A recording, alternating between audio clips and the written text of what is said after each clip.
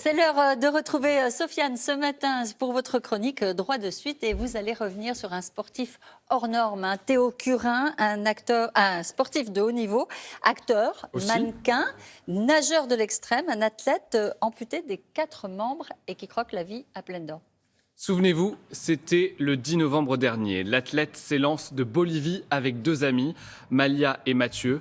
Leur objectif, traverser le lac Titicaca à la nage. 10 jours d'aventure, 122 km à traverser et une eau, tenez-vous bien les amis, à 12 petits degrés seulement. 12 degrés, Oui, c'est Sofiane. froid.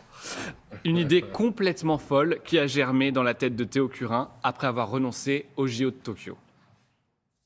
Je me pose encore la question pourquoi j'ai eu cette idée, pourquoi j'ai eu envie de faire ça et en fait, j'ai juste à revoir les images de l'arrivée, ça a été tellement, incroyable, tellement fort, tellement unique que voilà, c'est la réponse à la question.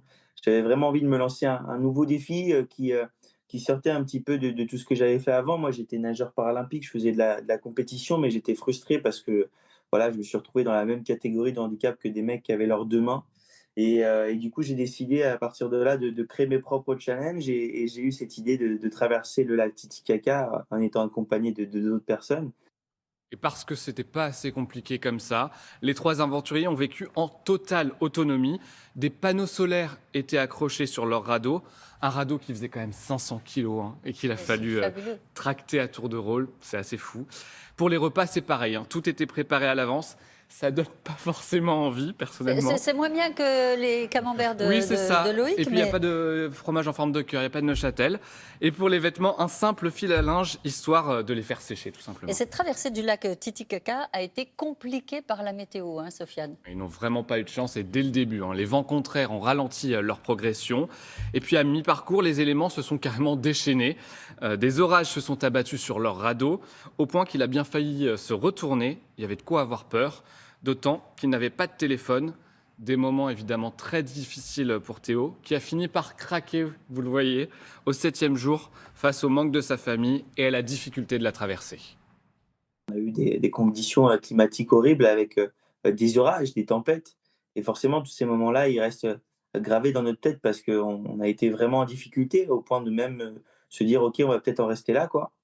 Là, l'ancre qu'on avait mise vient de se décrocher, donc du coup on est en train de dériver à une vitesse folle en plein milieu de l'orage.